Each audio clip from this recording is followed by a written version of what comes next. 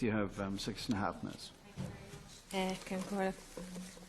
Well, I too would like to support the motion, and like my colleagues right across the chamber, I am very concerned about what has emerged in the RTE Investigates programme, that a leading pharmacy chain could abuse their power in such a way and overclaim to the tune of 12 million.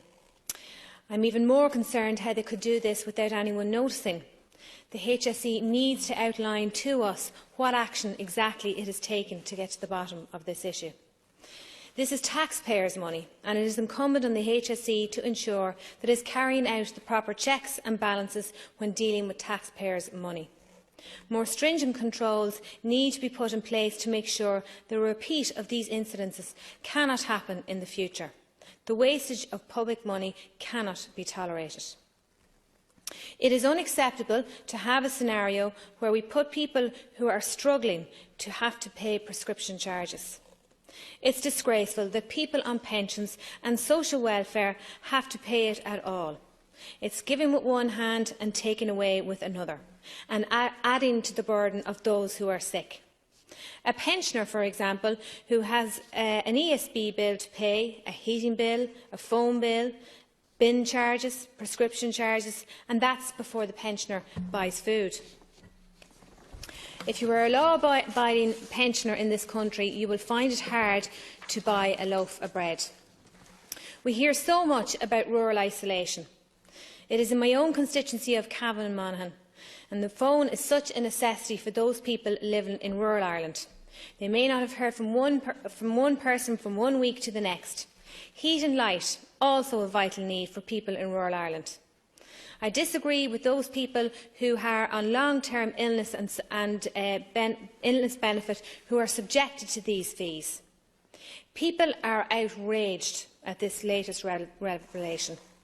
They are pushed to the pin of their collar and to pick up the newspaper and read about one of the leading pharmaceutical chains abusing that power. How can we have faith in the system? We are talking about capping prescriptions when we should actually be talking about prescription charges, I should say, when we should be talking about abolishing them. I want to point out there are a number of independent pharmacists, and it has been spoken here around the chamber, the community pharmacists, who play an integral part in rural Ireland and an integral part in the social fabric. Like our post offices, like our Garda stations, there are many pharmacists out there who are acting in the same capacity as GPs in advising and providing a service to people in rural Ireland. And they too, most unfairly, are being tarnished with the same brush in these revelations. Going back to Lloyds in their efforts to take advantage of the taxpayer in this country, these funds, a total of €12 million, could have been used in so many other needy areas in the health service. We could have funded 600,000 home help hours. It could have provided 500,000 additional personal assistant hours for people with disabilities.